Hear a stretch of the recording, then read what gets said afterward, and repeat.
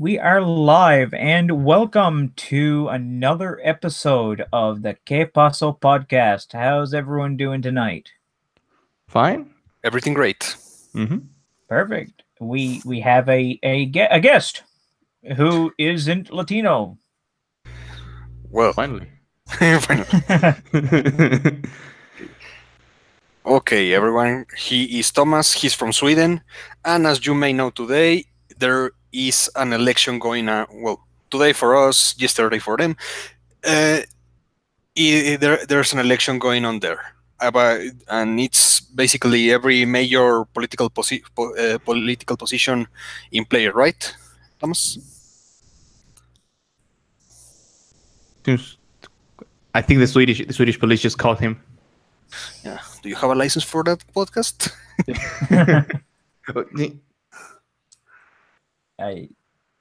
he there? Let me. Well, while we are waiting for Yeah, him, it's been a rather interesting couple of days.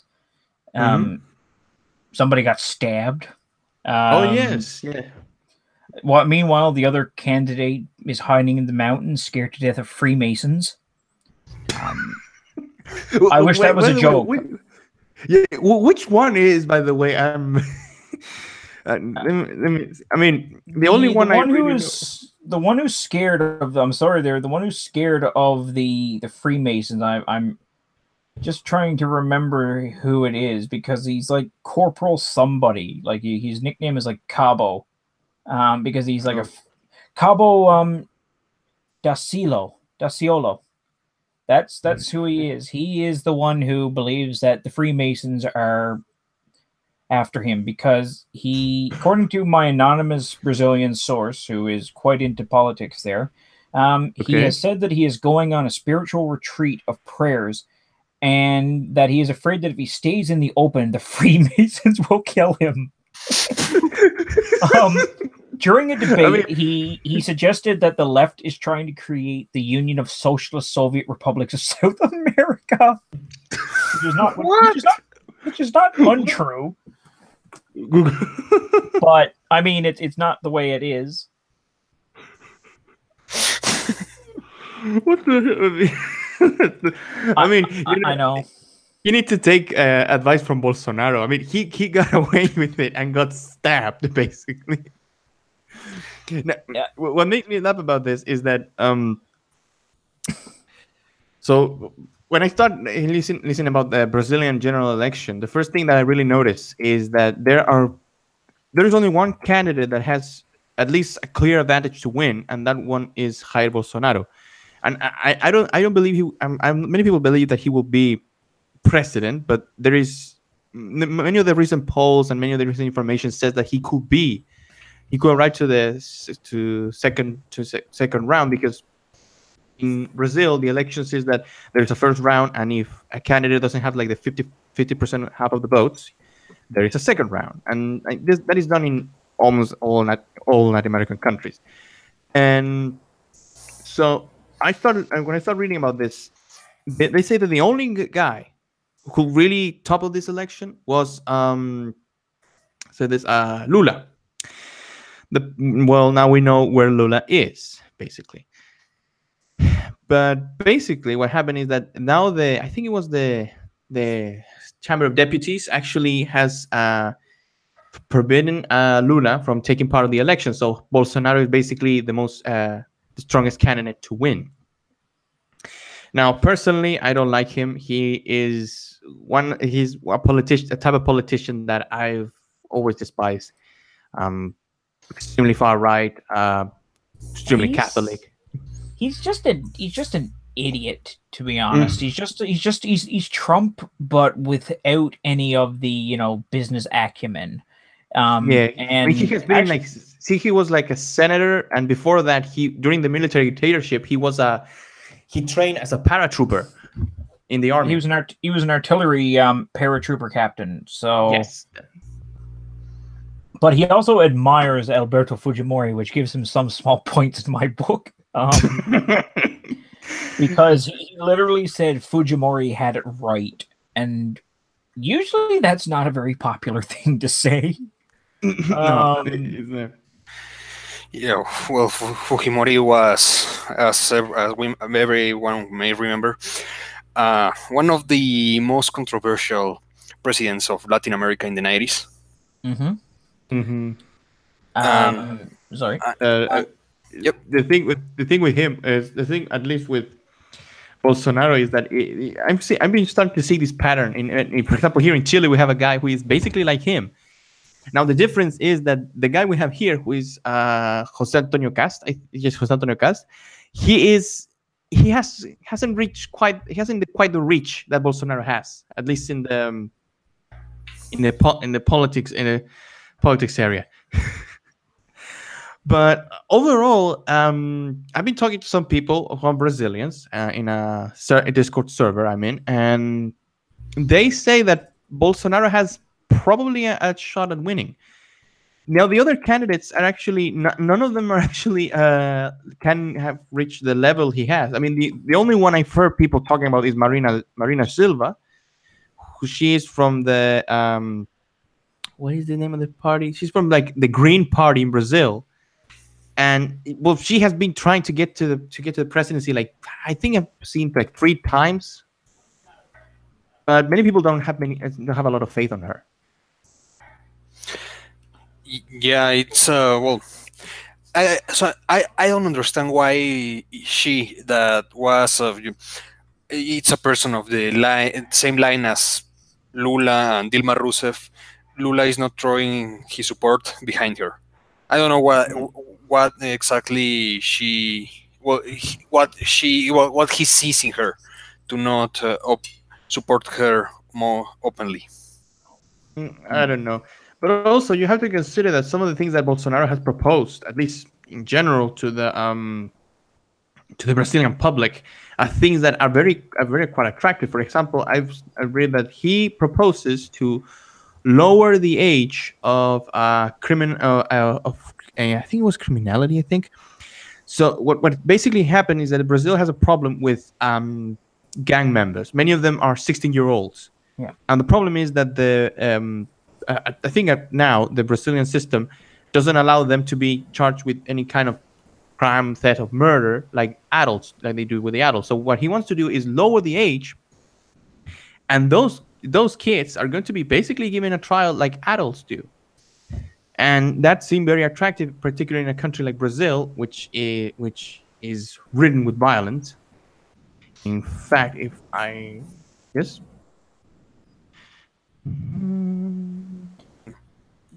Yep. Now, the only thing about Bolsonaro that really bothers me, well, a few things to say the least, is that, of course, generally Brazil does not have a very good history with people who were or currently are in uniform holding positions of political power. And most of Latin America seems to have this exact same problem. They don't really have good luck with this because usually it ends with somebody flying out of a helicopter. Let's not give Bolsonaro any ideas, please. Well, he doesn't need to, because his vice presidential, his running mate, I should say, in the American sense, has actually suggested that the military intervene whenever there's a legislative decision they don't like. And he's been pretty much calling for some sort of like soft coup since the 90s. So this is what. So let me see. This is what I want to know. Let me see. Yeah, you could keep talking. No, yeah, but the other candidates, I mean, are not that good. In the Brazilian election, it's quite strange to see all these weird people who are essentially like oligarchs, bank supporters, people who are interested in profiteering. There's even one guy whose father is president and then got whacked. I mean, they're not. I mean, the thing is that these people do not give the voters trust, and that's the great problem. There's very few choices left. It is. Now let me see who's a couple of these people, because I'm just going to read out from what my friend sent me. Because it's just a pretty good list, and that's just his personal opinions. One of them is called Marina. I'm not sure which one. He's the Marina Silva. He is the dinosaur of the candidate. Yes. Ciro the oligarch is he's my friend calls him the printer candidate because he'll just print money to pay for everything, which is a horrifying idea. Who else is here? Fernando Haddad is Lula da Silva's puppet. Alvaro Diaz is the guy who sends cops to Pete to beat up teachers, which sounds like a fun individual. Who else? Imael from the DC party is a Catholic nationalist, and he even has a catchy jingle, apparently, which I have not heard yet. Okay. We'll have to look this up because I am quite interested in hearing this jingle. Boulos is the leader of the homeless movement. He is not homeless himself and is big on invading private property. So he's probably the socialist favorite because they do like stealing shit. And Henrique Mediales and Joao Amodeo, or I can't use these weird Brazilian words, are the libertarians in the picture. Amodio is the one from a private bank, and he's my friend's personal choice. And of course, Vera is the Trotskyist from the Party of Socialist Unity, I think. You know, when you say it like this, it just sounds like, oh my god, it's just so awful. It sounds for the outside, it sounds so awful. The funny thing is that I go to the Wikipedia page, and when I see, for example, I'm seeing all these people and all their what they did, and I'm seeing this guy Bolsonaro, and at the side of him, his vice president is wearing a military uniform. Yep. And there's this guy called Jose Maria Imael, and his vice president Helvio Costa doesn't even have an official portrait. It's just like a mugshot or something. no, actually, check in the Wikipedia to see. And I've got to see this now. Really? But I just, my favorite one has to be, and I'm just going to say, just to go for him, just for the hell of it, is the Freemasonry Mountain Man. I just want him to give the State of the Union from like a hidden underground bunker guarded by tanks. Cabo Daciolo, I think it is. Cabo Daciolo, yes, is that guy. Mr. Fireman. He was a federal deputy from Rio de Janeiro since 2015. That's not a good sign either, because Rio de Janeiro was essentially like Mad Max but with twerking. There's no joking about that. He's from the Patriota Party, Patri, which was formerly the National Ecologic Party, the Partido Ecológico Nacional, a far-right political party in Brazil. Okay. Platforms involve support for conservative policies, a strong national policy of defense, zero-tolerance policies regarding violence and crime, support for the Brazilian agrarian sector, projection of social and indigenous movement like MST, which is the Landless Workers Movement, el Movimiento de los Trabajadores Sin Tierra, as well as an anti-communist stance. Okay. Is against corruption and seeks to uphold traditional values based on Christian ethics. The party has links with the Assemblies of God, the largest evangelical denomination of Brazil. Okay, so now I know exactly why he's hiding in a mountain. In a secret underground bunker, he plans his rise to power. But I'm just loving I'm sorry, I'm just loving the slogans. Because not even God, they're not even slogans. They're actually the name of their alliances. Oh my God, these are awesome. Sovereign Brazil, Okay. The PT Party's alliance name is the People Happy Again. Yes, I saw it. Yes, in fact, I remember that some guy on Twitter said that it was like a saying like, this reminds me of making America great again. I mean, the people happy again. I mean, they were actually happy. People were actually happy under Lula. Brazilians seem happy for the most part. That's just the twerking, and all the plastic surgery. You see, they've got so much Botox into them. You think they're smiling. So it's either be happy or a socialist militia comes and beats you up. So it's smile or else. I mean, you have that, or you have Bolsonaro who's going to throw you out of a helicopter. Well, he's an artilleryman, so he'll just stick you in a cannon, kind of like one of those 19th century circuses, like the human cannon. I mean, blow you out of a gun. It's funny that I will start reading the. Well, I don't know how to. I don't know Portuguese, but I can actually read some of the things, and I start to see a pattern basically. And this pattern, I think.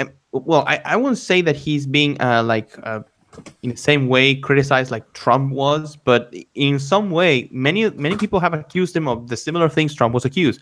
Oh, he's a misogynist. Oh, he's a racist. Oh, but we have a base for that. For example, I started reading about the things. For example, he said in I think it was some Jewish convention or something. He said that black people in Brazil were lazy. Yes, he did. Yeah. Yes, he also said. Che Guevara. Yeah, yeah. He also said that he also agreed that policemen should be able to shot on sight any criminal, independently of what they are. He's also being accused of being a misogynist. Although I think that we can agree on that point because we can agree on that because of the Sargon. Yes. He has said Bolsonaro then stated that that Congresswoman Do Rosario was not worthy of being raped. So Bolsonaro is a base. So Bolsonaro apparently watches Sargon of Akkad. No, he's Sargon del Azul. But here's the funny thing. If you guys look at the pictures, Joel Amodio looks like what's his name, Joel Osteen, except with like better hair, and Geraldo Alckmin and Ciro Gomez both look like Pedro Pablo Kuczynski, and are probably just as crooked. Because there is a specter hanging over Brazil, the specter of Odebrecht. Yeah, I mean, I said this to the Brazilians. This is probably the greatest spectacle after any football match in Latin America. So everyone grab your empanadas, your arepas, because we're going to see a shit show in October. Because I personally don't know who is going to win. Because I've read everything from any candidate, and I can't say who is like the most tolerable. I think that I can put it in a very similar way. Is like I'm seeing a table full of all kinds of implements of torture and poison, and in some way, I feel that each of those kinds of poison will be more harmful than the other. Now, what do you guys guess? Do you think this guy Bolsonaro can actually win for what you've seen? Well, as I was reading, I heard the most educated demographic in Brazil has his back. And I know. Well, it's a Brazil, as you may know, is a country where they have like 20 of the 50 most dangerous cities in the world. Mm-hmm. And this is some I imagine the conversations, because sometimes in Mexico I have them even in university in the hallways. Everybody says like, if the army or the police could round up all the sicarios and drug lords and, you know, execute them and torture them and everything, by all means, do it. Or I mean, people in Mexico and Brazil, you know, have a history of recent history of violence, and people, if you ask people around here in Mexico, well, what about the what what what about the people? I mean,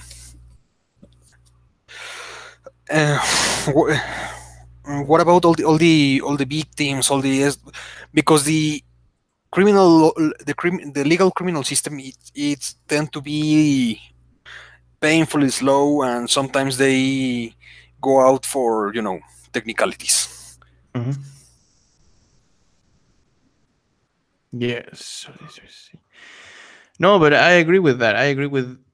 I mean, let's be honest here. The problem with, at least with Brazil, is that he's a populist basically, and that the problem now also is that I think I'm actually reading the post correctly. For example, this is a news that it came after he got stabbed. I think he has oh, let me see. I mean, you know that Lula was like leading the polls, like 39% of vote support. If he was going to go on voting, but now he's not being allowed to go.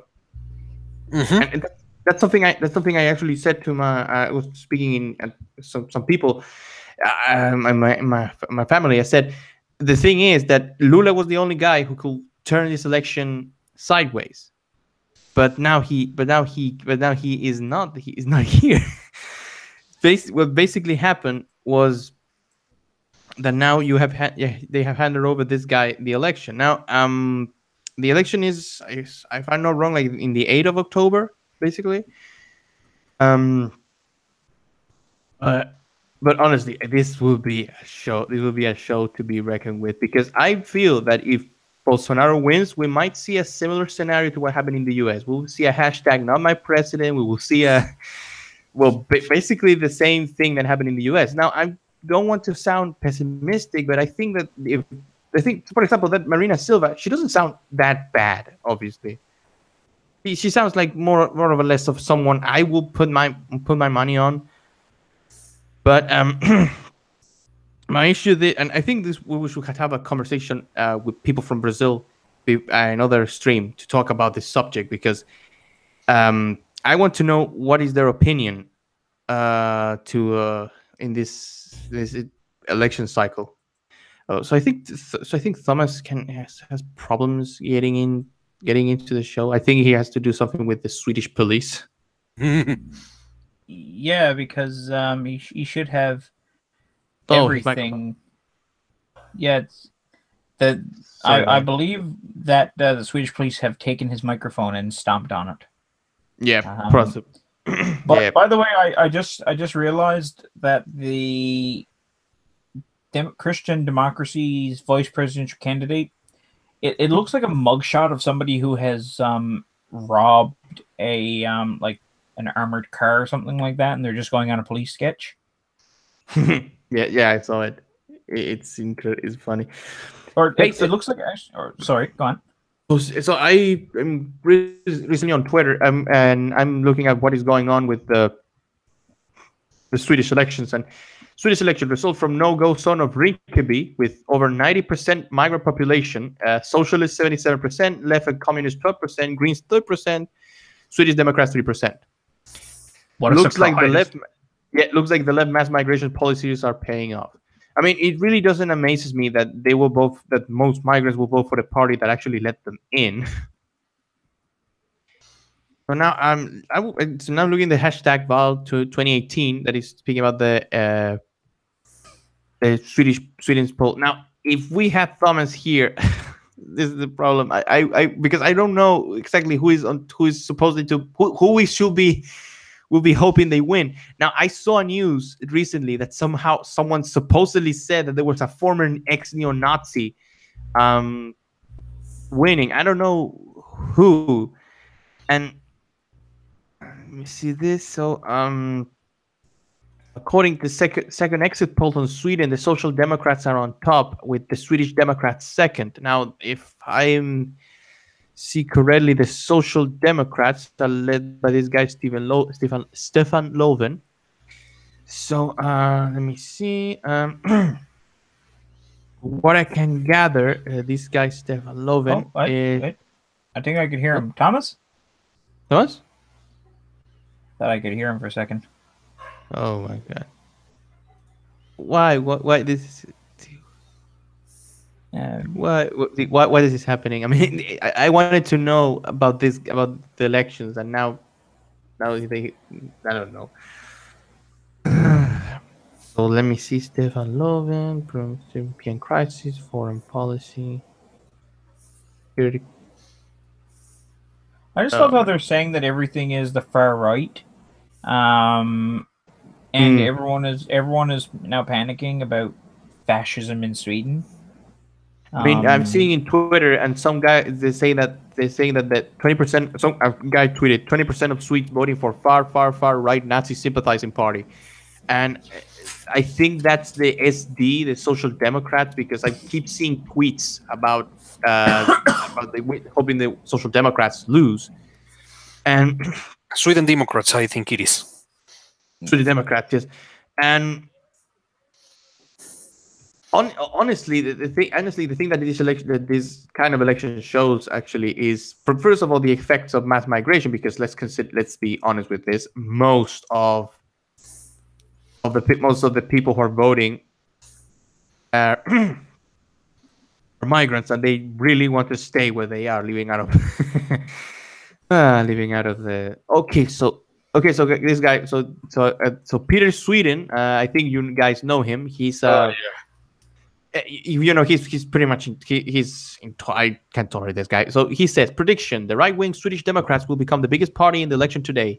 We will have the exit polls in just 25 minutes. And then it was going on. So guy tweets, when your far-right wet dream implodes because the voters don't embrace racism and you are left with cry wang in your bedroom in North Arlington, that moment priceless. Congratulations. Now, honestly, okay, so the Social Democrats were winning by 28.4%, and I don't know who is the right-wing party, but the Moderaterna, as they say here, is 90.8%. So what we can say now, honestly, is that possibly it's not the right wing who is winning in Sweden right now. And it's funny that everyone is comparing them with fascists. I doubt that they were actually. It's a stalemate. Social Democrats are the working man's party. It is. Holy crap, it is a stalemate.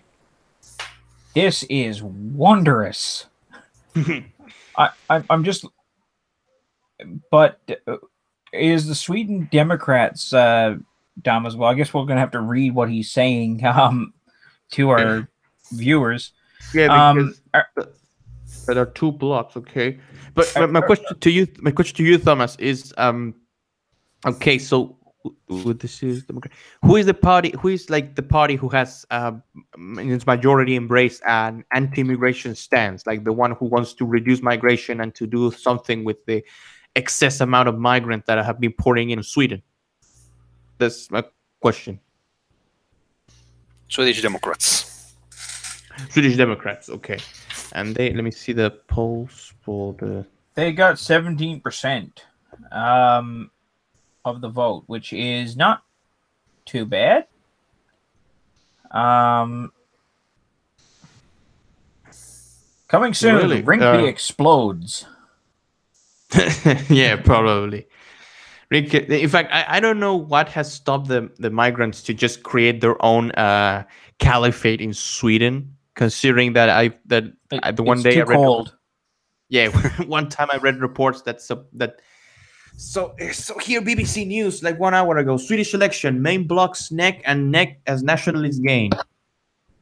Social Democrats supporting in Stockholm, the party. Okay, so the Swedish general election has left the two main political blocs almost tied, with the anti-immigration party making gains on its previous results. You know, the way they phrased that, like anti-immigration party, like it was something that bad. It's not that they hate any people coming in; it's that they don't like people who don't want to integrate into their country. It's not that they hate brown people. So with nearly all ballot. Sorry, go on. So with nearly all ballots counted, the governing center-left coalition is marginally ahead of its center-right alliance rivals with around 40% each. The National Sweden Democrats, the SD, have won about 80% of the vote, up from 12.9% in the previous election. A protracted battle to form a working coalition now looks a certainty. Sweden uses a system of proportional representation under which each party is allocated a number of seats in each constituency that is broadly in line with its share of the vote. Both of the main blocs have refused to govern with the SD, although its leader said he was prepared to talk with all the other parties. We'll increase our seats in parliament and we will gain a huge influence over that happens in Sweden during the coming weeks, months, and years, Jimmy Atkinson told a party rally. Okay, so what you want to say, Ernesto? I just want to say that I'm reading the salty tweets, and this is the one. Today, September 9th, is the election of members of the Swedish Parliament, which will in turn elect the new Prime Minister. The party is called the Sweden Democrats, is getting so many votes. Racist, misogynists, homophobes. A party with basically Hitler as their idol in so much power. And then it's got a GIF of Hubert Farnsworth from Futurama tearing up a sign that says "Go Sweden." Oh my! No, come on, man. That's really ridiculous. I mean, let's be honest here. Now, one important thing to know is that the Swedish Democrats are far right for us, but they are actually lefty of Bernie Sanders. Oh, really? Bernie. You know, every time I hear Bernie Sanders talk, I was like, did this guy really believe what he's saying? I mean, he's just said that Denmark was socialist, and then the prime minister of socialist was tired of putting up with his shit. And he said, no, we're not socialists. We're a market economy, you jackass. Sweet. Bernie is a right-wing extremist for the Swedes. That's terrifying. God. No, really? Hillary Clinton must be Hitler. Probably. Imagine that. And Trump on a new low. Oh my God, Trump must be like Satan. Yeah. Or you know what? He must be like I don't even Caligula. Trump. He has to be Caligula. That's shit. So I want to see now the elections. I saw. So let's see. Val 2018, the election cycle. Okay. It's apparently squeaky bum time for Sweden, according to one tweet. Yeah. It's funny that I keep seeing people just cheering. No, we have to stop the Nazis. Dude, where are the Nazis? Where? Because I'm sick of that idea. I'm sick of that shit of comparing everyone you don't like as saying that it's a fascist or a Nazi. I use those words, but I use them when I definitely can say that that's a Nazi or a fascist. By the way, Ozy, I just want to say congratulations to your former president for getting a new job with the United Nations. Oh, don't get me started on that. No. And didn't she really not? It's kind of funny that she is the woman who, you know, everyone says, oh, she was tortured, so she's perfect for the job, and then doesn't shut down the prison. You see, torture was in. You see, look. So what happened here was that in Chile we had this president called Michelle Bachelet. So Michelle Bachelet was arrived. She was the first female president in the history of Chile, and her first term was mostly fine, honestly. But then her second term was horrible. People didn't like her. In fact, it was so funny that everyone hated her. But then when she left and when we got Piñera, which Piñera is basically a pompous billionaire, everyone's saying, oh, no, we actually like her. she was our president, and blah blah blah. And it's so funny that now they're doing this because, first of all, yes, she was tortured, she suffered, but she didn't close Puntapeuco, which is a prison where former military members, actually people who torture other people during the dictatorship. She didn't close that shit. It was still on when she was still president. And what is more funny about that is that she, not implicated, but many people from her family, her own son was implicated in a case of corruption so big that many people were wondering if she has something to do with it. In fact, it was so great that she appeared one time on television and said, no, I learned from the media. So somehow she didn't know of her son's shady shit. And everyone now here hates her. Everyone now hates her. It's like Pedro Kuczynski when he went and said, "Oh yeah, I'm not corrupt. I didn't get any money from Odebrecht," and then it turns out they gave him $600,000 for what was it, consulting while he was Prime Minister of Peru and Minister of Finance.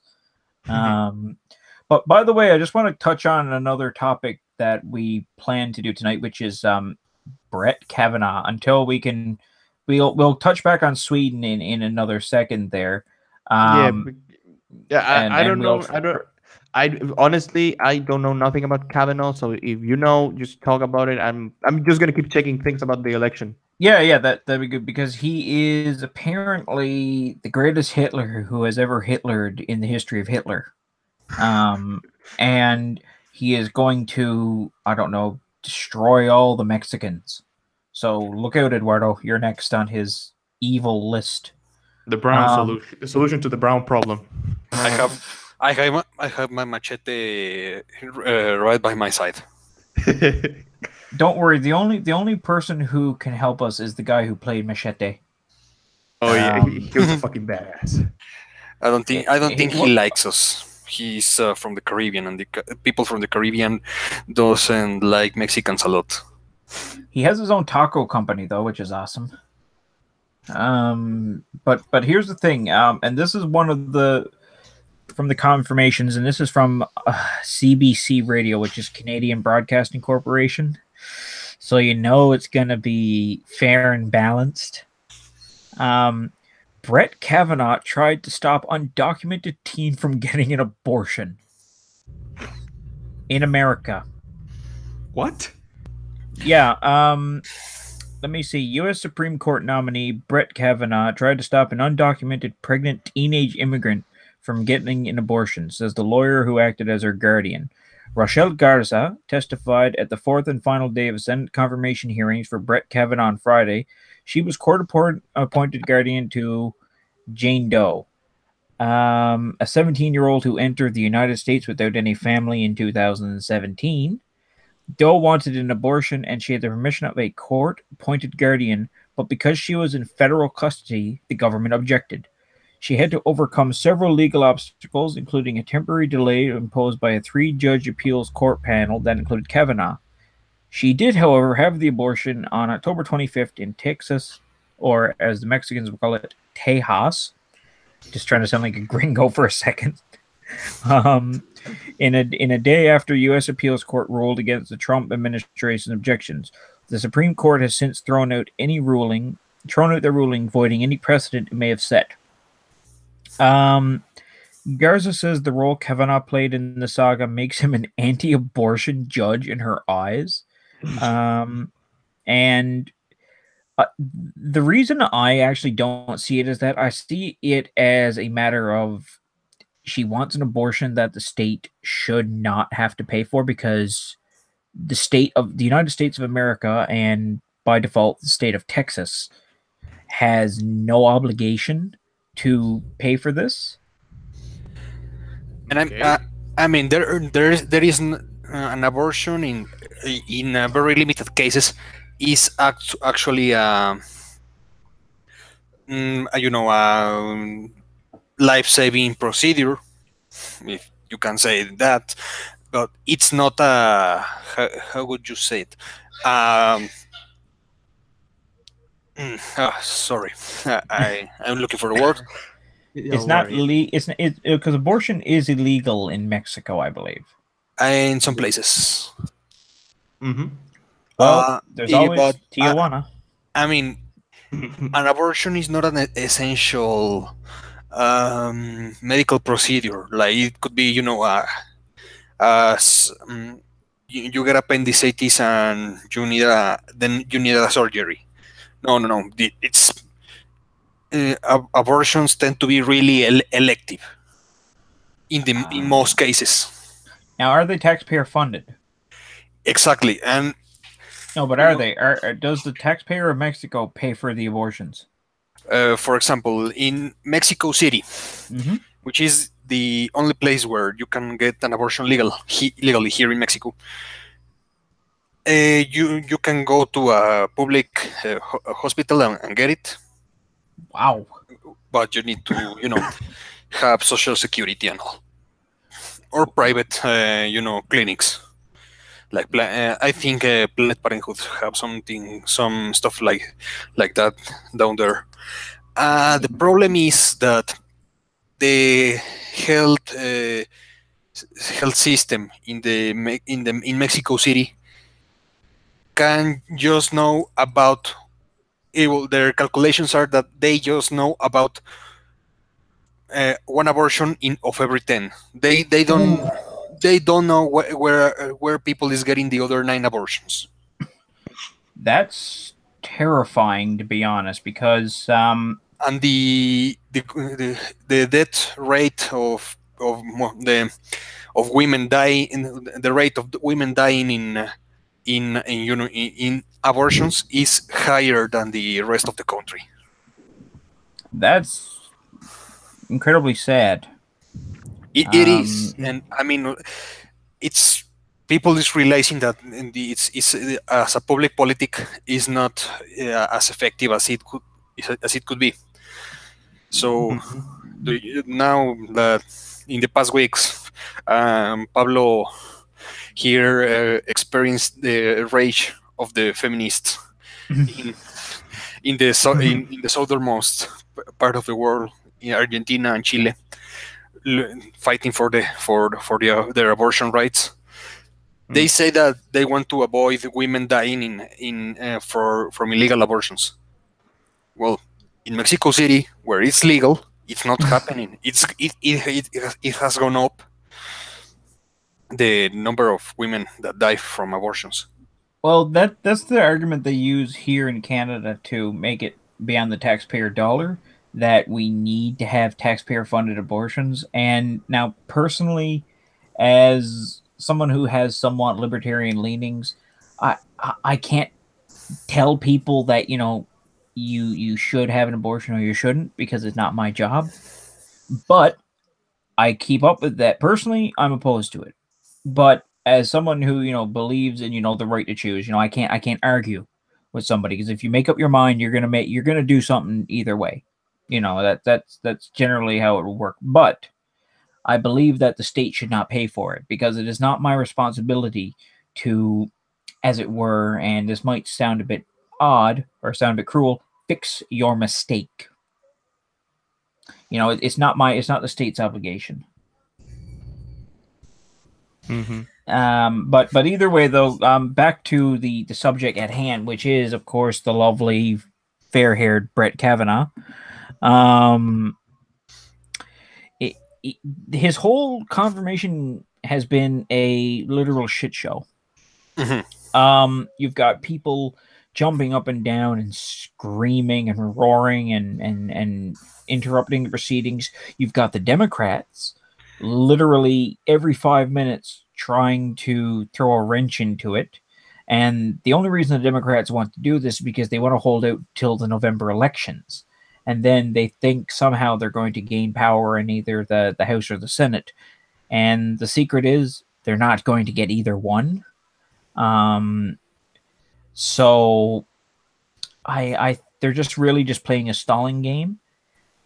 So what I think is going to happen is Kavanaugh's going to get put through. He's going to get confirmed, and that's fine, because from what I can tell, he is a judge who believes in following the Constitution as it is laid out, which, for me, if I was selecting a judicial candidate for the Supreme Court, that is one thing I'd want. I'd want someone who adheres to the Constitution, because it shouldn't be a document that should be what you follow. You know, that's that, and as I'm sure Eduardo would know, it's kind of what you have to base your governance around.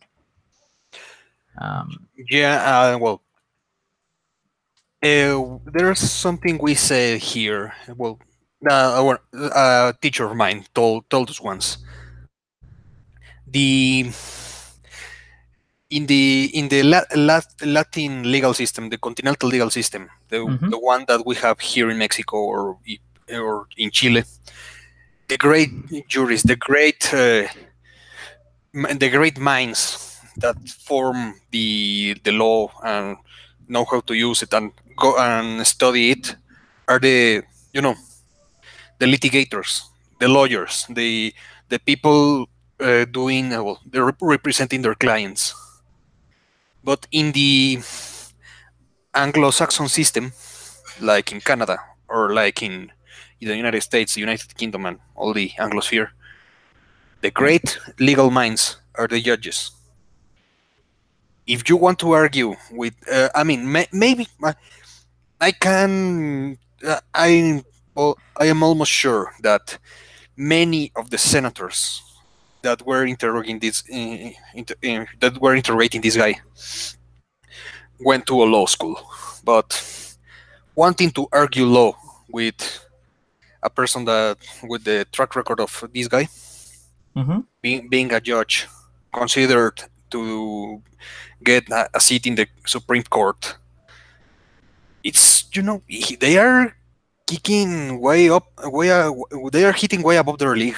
The judges in the Anglo-Saxon system are the great thinkers the great legal thinkers in those countries. Yes, Kavanaugh is an originalist, like the defunct Antonin Scalia, or the Neil Gorsuch, the first first Justice Trump got there, and this other one that people say was even more conservative than Scalia, Clarence Thomas. Yeah. So now you will have at least 3 originalists in the Supreme Court if he's confirmed, and I think he will be confirmed. I mean, they will have to use the anti-filibustering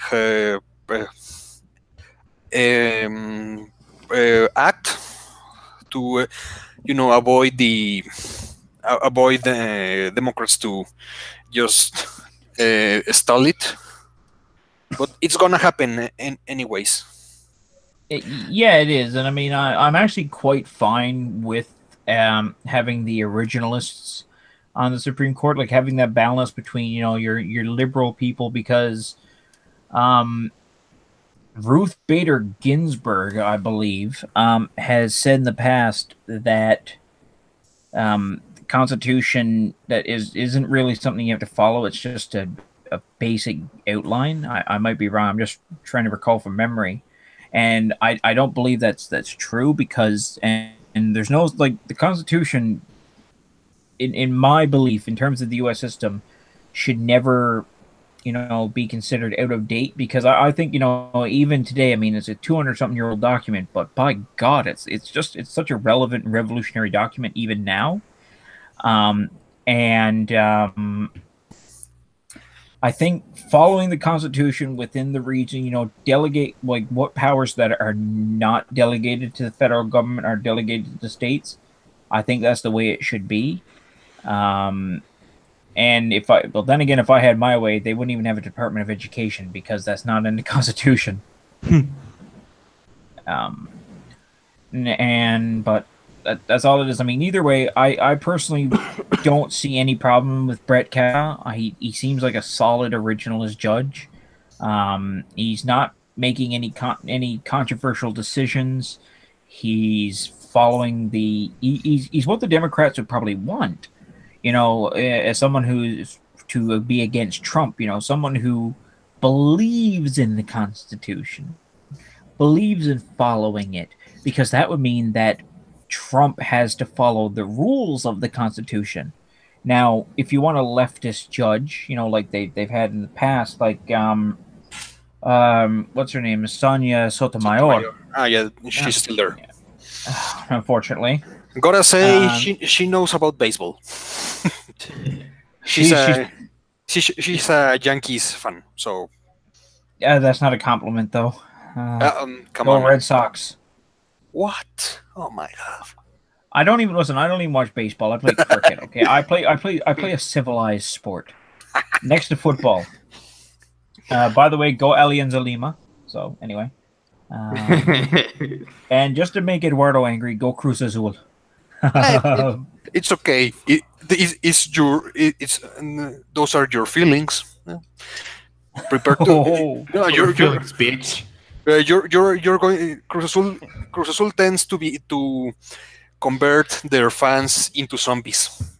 They have no feelings now. They only know the taste of defeat. They have embraced it. You should see Toronto Maple Leafs fans. They're even worse. They haven't won a. It's a hockey thing. They haven't won the championship since the early 70s. Or no, it was 1967, I think. So they've never tasted even a hint of victory, and every time they even make it to like the playoffs, and they get to like the round one, like the. Hey guys. Yeah. Well, this is a breaking news that by RT Networking Twitter. Breaking: U.S. jet strikes Syria's town with banned white phosphorus bombs. Ooh, this is a human rights issue now. No, you really. I've seen about those weapons that the white phosphorus has been banned by I think it was a convention on chemical weapons. So this is. Yeah, Israel doesn't follow that though. 2 U.S. jets have bombed a town in the Syrian Deir ez-Zor province. I don't know if I'm pronouncing it correctly. Oh my god! Province with white phosphorus munitions. Causing massive fires, Russian military has said. 2 F-15 jets on Saturday bombed the town of Hajin with white phosphorus incendiary munitions banned under the Geneva Convention, according to the Russian Center for Reconciliation in Syria. According to Lieutenant General Vladimir Savchenko, said Sunday, following the strikes, large fires were observed in the area. There's still no information on casualties caused by the bombing run, he added. The use of any incendiary munitions in populated civilian areas was banned by the 1980s Protocol 3rd of the Convention of some conventional weapons. The U.S. signed the protocol back in 2009. So basically, we can agree that that Trumpo has been doing some shady shit right now. But I mean, come on. But I am going to have to urge caution on this. I mean, most military officers in the United States Army would balk at using a banned chemical weapon. And also, I mean, this is Russia. I'm not saying that they're the evil enemy that everyone thinks they are, but at the same time, I mean, I would much rather see, a little more information, because Russia Today is not exactly the most reliable source. Okay. I should take it with a sign of salt, everything, of course. I found this same article in Reuters. Russian military said on Sunday that they use that 2 U.S. F-15 fighter jets dropped phosphorus bombs over Syria's Deir al-Zor province on Saturday, and the TASS in an RIA news agency reported. Who are those news agencies? Do you know them? I've never heard of them. No. Me neither. RIA. Don't know. But either way, I think though that this is a serious accusation, to say the least. Now, here's the other question. I have to try to remember. The United States is a signatory to the International Criminal Court, aren't they? Or are they no longer? I'm not really sure. I think they are. Yeah.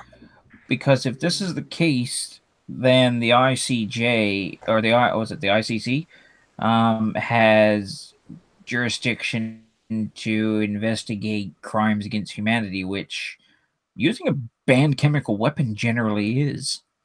I mean, this is not Vietnam, basically. Also, my main question is, I mean, what was the target? Because I mean, they're bombing civilians. What are we gonna Yeah, say later? They're gonna say the later, but sorry.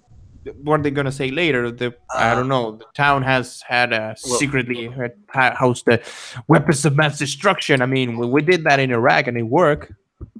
Well, you see, as I'm watching the United States, yes, signed the International Criminal Court Convention, but has not ratified it. Oh god, so they're not even so. Russia signed it and withdrew. Okay, I guess. Okay, Putin, you have something to explain. China, India, Kazakhstan, Mauritania, Kazakhstan. Nicaragua, Cuba haven't signed it yet. Pakistan neither. Saudi Arabia and Iraq and Turkey also haven't signed it yet. Is Venezuela on the list? Yeah, Did they pull it? Signed and ratified. They have signed it and ratified it. Oh, so we won't have any poison arepas as weapons of war against the Colombians. No, they've already got them in Peru. I had a bad arepa once in Lima, and it's stayed with me for years. So that's the moral of the story is never trust a Venezuelan coming with bearing arepas. No. But no, like this is actually, guys, this is honestly kind of serious. But here's the thing: the United States, from my own like studies of war and military events, and that they don't usually just bomb civilian targets when they do these airstrikes or these missile strikes. I mean, remember when Trump got in and the first thing he did was fire a bunch of missiles at Syria. It was after Bashar al-Assad make a chemical attack, right? That was the claim, but then again, there was also rumors that ISIS had done it. But I mean, the Syrian civil war is such an absolute mess that it's hard to determine who's doing what to who, because the lines are that blurred. And then you haven't even counted the Turks, who the Turks may have done this actually, because the Turkish Air Force has F-15 fighter jets. They are part of the NATO. Mm-hmm. They are. Oh, what the? No, nothing. No, nothing. But hello. Oh, there he is. Hey, Thomas. There you go. Chrome was fucked up the preferences. Yeah. So hi Thomas. So I hope that you can enlighten us on this whole thing of the elections in Sweden, because we're very lost, my friend. Honestly. Okay, I've heard so discussion, so yeah. So please tell us exactly what is going on. what's going on. So there's basically 3 blocks, or 2 blocks and 1 intermediary. The intermediary one is the Swedish Democrats. They have their roots in racism and anti-immigration, Okay. and stuff like that. So they've been working real hard to remove that stigma on themselves and kick out people who are extremists and stuff like that. So they still have the label of racists. Yeah, I've been seeing that on Twitter, that everyone is referring to them as basically neo-Nazis. No, but they formed from a party that were neo-Nazis. Oh, So that's nice. Democrats. the party creators was in another party who were neo-Nazis, and then they didn't really follow their agenda, so they created their own party, which were neo-Nazi light. And as the party grew, they wanted to become a more serious party and remove the neo-Nazi from the party. but their main topic is immigration and integration. And since they got elected 8 years ago to serve in parliament, they've established themselves more and more as a legitimate party, and it shows when people go to vote. They actually have answers to most questions. But I see this in Reuters top news. So it says it's not the economy, stupid. Despite Sweden's high income equality and budget surplus, a far-right party may do well in today's elections. And my question is, okay, so you have to be a third world country or something to choose right-wing politicians? yeah, no, yes or no. If you look at America, which they have a really right-wing extremist as their president, and they have several right-wing extremists in their Senate, and even on state level and municipality level. They're very nice people. I know. I know some have to Trump is just the ultimate expression of something that's been growing for years in America, and it's been growing slower in Europe. It's like a symptom of what is going on, Trump. No, I don't think it's the main disease. I think we have yet to see the worst about people like him. Yeah. No, we have already seen the worst. They were called Stalin and Hitler, but well, those are the two most extreme people you can ever find. But yep. I think that people they don't care actually about the amount of immigrants, but how the integration works. I think that's the biggest problem. And not just integration, but public relations between immigrants and the current citizens. So few actually ever meet a black guy, and they stand around behind a hot dog station and scream Sieg Heil. And I think very few of the migrants actually speak Swedish, or actually. That's actually wrong. It's mostly those who haven't been here for too long that barely speak any Swedish. There are some who never learn, who's lived here for 20, 25 years and never learned.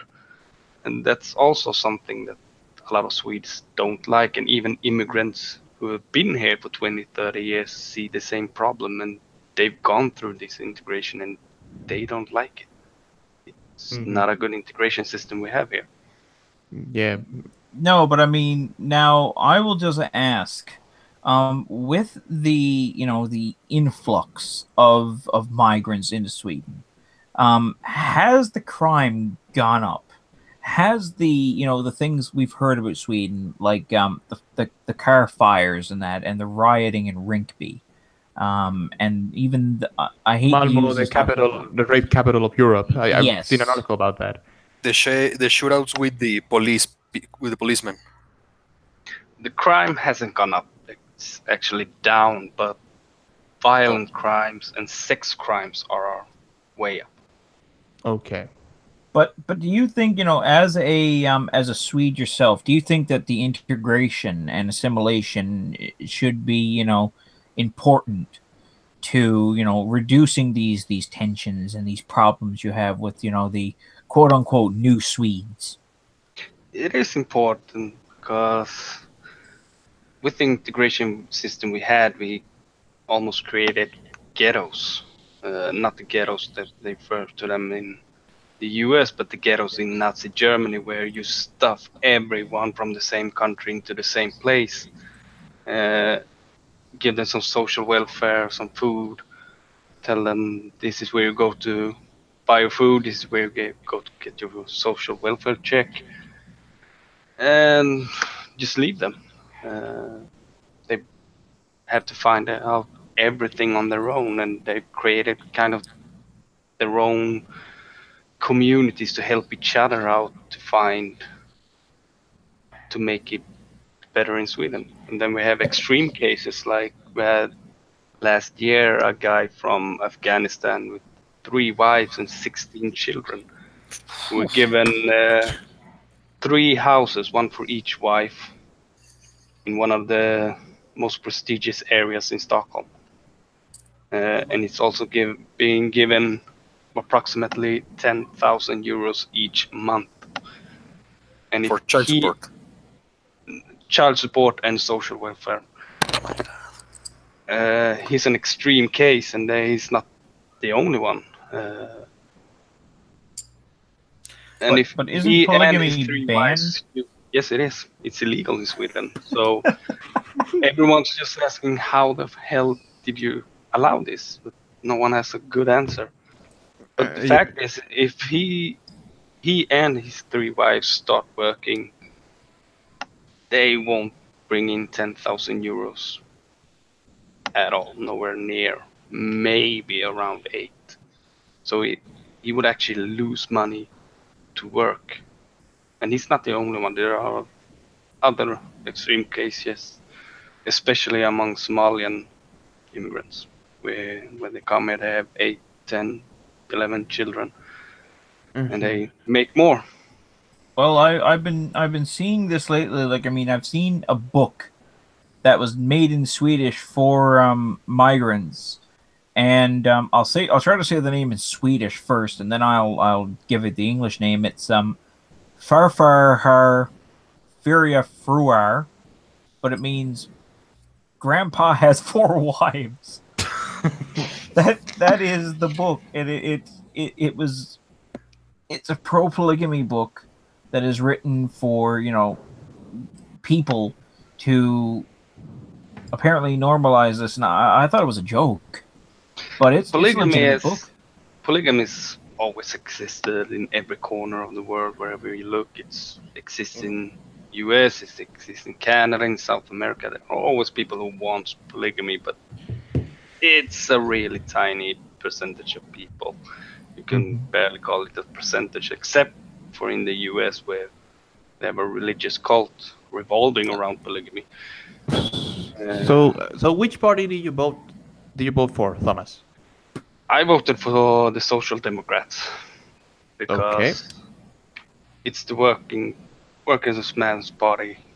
They are the party contact when you're in a union. On specific issues, most people don't agree with them, but on the biggest whole, if everyone thought about the long term instead of the short term, more people would actually vote for them because of their social economy and welfare system. And you know, I agree with you with the thing of, I mean, for me, the problem is not immigration, is the lack of actual integration into society. For example, I'm from Chile, and here in Chile, we have had recently an influx of many migrants from Haiti. Now, the interesting debate about this is that many of these migrants are actually trying to integrate. They're learning Spanish. They're looking to they're going to our festivities. I've yet to see Haitian migrants who are actually creating their own ghettos and living outside of Chileans and just speaking Creole. They're trying to integrate. It's the same thing with the Peruvians. It's the same thing with the Colombians. I mean, it's not that they haven't abandoned their traditional culture. It's not that they, for example, the Peruvians have forgotten. No, we still feel it part of that. But they have integrated themselves into a new society. And in the case I've seen in Sweden and in many countries in Europe is that it's not so much the immigration problem, it's the fact that many of these people go there, and many of them don't learn the language. Many of them don't want to integrate. For example, I heard that there's ghettos in Britain in which most people speak, most of them, Arabic. Very few of them actually speak English, and they speak a broken English. So here's the issue: you've had a large influx of Haitian migrants. As you said, they speak Creole, but that's a version of Spanish. No. Mixed with English. They have French Creole. Okay, it's still a Latin language. It's the same language group. It's kind of easy to learn Spanish, but when you come from an Arabic or Persian country, which are entirely different language groups, it's not easy to learn a Germanic language on your own. You need some form of help. And that's where Sweden is lacking, because the classes they can go to don't make demands of them. And those who want to learn, they work hard. Those who don't want to learn don't need to perform. They still get everything they used to have. And they haven't really created their own ghettos. They've been put into certain poor areas en masse, as you just stuff them in. Every time there's a new wave, they shove them into the same areas, and they have to fend for themselves. They have to find out where to go to find work, how to just get what they need to do to get the works, the jobs they want. And when we had a large influx of Iranians and Yugoslavians in the late 80s and early to mid 90s, and they've seen the same problems, and they are a big core of the Swedish Democrat voters. They've been here so long, they've learned the system, they understand the problems. They're not stupid. They see the same problems, and they even went through this integration system we have. And they know what's wrong with it, but no one wants to listen to them, because when you mentioned immigration or integration 4 years ago, each party except the Swedish Democrats pointed at you and said you're a racist. And that's actually true. Every party called their own voters racist for wanting to open a debate about immigration or integration. That's very silly. I hate that idea. I hate that idea of just telling your voters, no, you're racist because you don't want to talk about immigration, or because you want to talk about it, want to I don't know. Because for example, here in my country, we are having people who, because they want to say, okay, I find it okay that we receive migrants, but I will very like to have much stronger, tighter border control, and they say, oh no, you're racist. Yeah. Really, it was like that. Every party called their voters racist. Yes. It's what you were telling me earlier today about the total disconnection between the political class and the people that vote for them, right? It comes from the Social Democrats, who were created by the working man, the workers, because unions were illegal, assembly was illegal, you had no right to demand your salary. If you wanted to increase your salary, you were fired. It was a capitalist haven. It was called poor Sweden because the factory owners controlled everything. And so they found loopholes in the system and started working together, and eventually they created their own party, and through pushback from people itself, also got a lot of help from the outside. In the US, they were very tired of. This was even before the First World War. In the US, they were really tired of the monarchies and old fighting and everything, and so we got a lot of help from the outside to push back and create a free election. And the Social Democrats got elected, and it took them 3 or 4 times to get the power that they needed to actually make things legal and start working towards the society we have now. And they've had so much power for so long that they started to disconnect from the people they were actually serving, in a way, in a manner of speaking.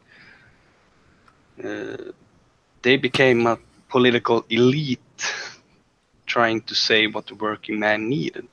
When the working man tried to push back and say, this is what we actually need, they didn't tend to listen as much as they used to. So they got really disconnected.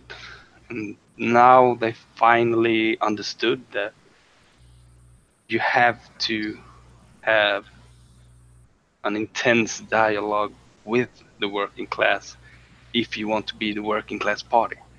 You can't just have a political elite serving the working class. So that's where it comes from, and they started working on it, but we will see in 4 years if that work will pay off. So, how do you think that this election, like the results that have been now, and then the results are now in basically, how do you think that they will affect the next 4 years of Swedish politics?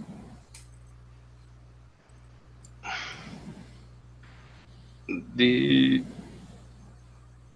largest issue will be economics, taxes and stuff like that. That's what you really notice here in Sweden. But the three biggest parties both want restrictions on the amount of immigrants we take in. They have very different ideas of how to stop the riots and gang violence and Does one of those ideas involve helicopters? Excuse me? Does one of those ideas involve helicopters? Yes, there are suggestions to give the police more resources in terms of aerial control. How effective that would be, not even in Los Angeles, they've got 2 or 3 helicopters up in the air at the same time. It's just ridiculous. I mean, They're not that effective. I mean, we Chileans know about helicopters. Yeah, Chile is probably the best user of helicopters in the world. I mean, they're the experts. So the Mexicans know about tunneling. Them and the Palestinians are in competition for the best tunnel makers. I would argue that's Norwegians who are the best tunnel makers. I don't know. ABB is pretty good in Sweden, but and my people are just good at fishing and complaining. So we can't even get immigrants here. Like our weather is actually better than Sweden, and we can't get any of your new Swedes.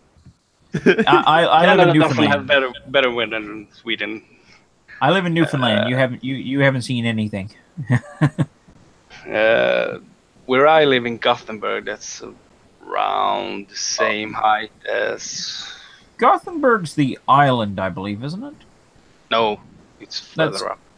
Oh, that's. It's just north of Ireland's most northern tip. I'm thinking about Gotland. I'm sorry. Gotland. That's southeast that's Baltic. But you have the South Sweden. They rarely see snow. It's once every 40 years or something they get some snow. I've been meaning to go to Sweden to do a reenactment, but I just haven't had the time or the body armor. And I'm also scared to rent a car because I don't want it to get caught on fire when I visit Rinkeby or when I pass through. I mean, I also wanted to go to Sweden, but I was just hiring a couple of guys and a longboat. I don't think I have the manpower yet. So if bearded dudes that want just to hang around and LARP with axes, then send me the information. if you like beer, you're gonna love it in Sweden. Everyone drinks beer here. That's all. Yeah. That's all you need to worry about. If you don't drink beer, you're not gonna have fun.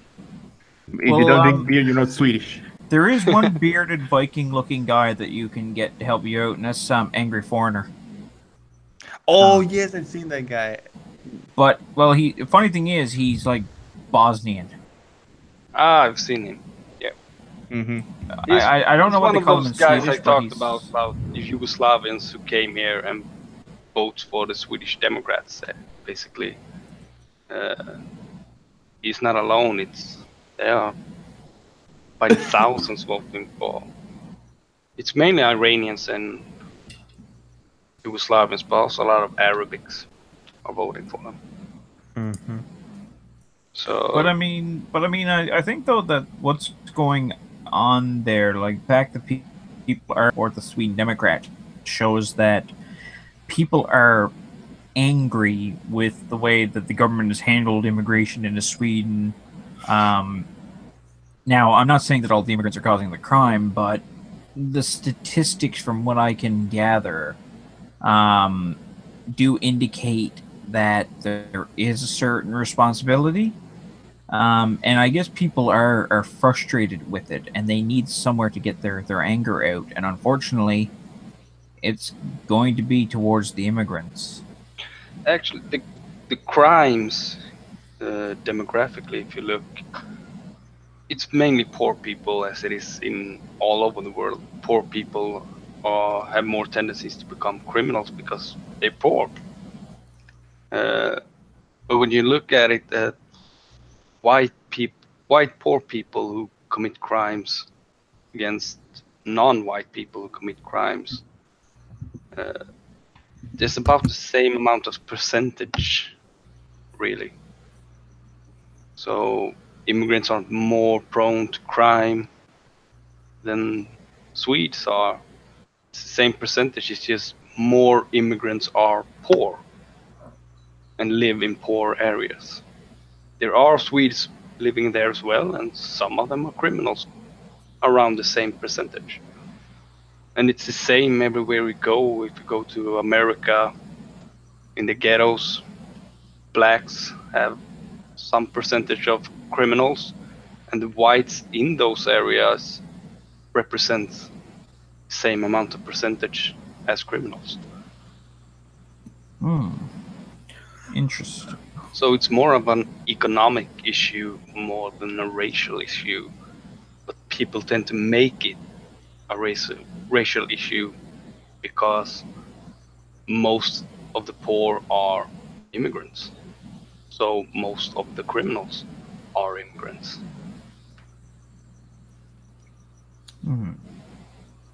Well, it's an interesting discussion. I mean, one that we'll definitely have to have again in the future here, especially once the election gets resolved, and that might even be by next week's episode.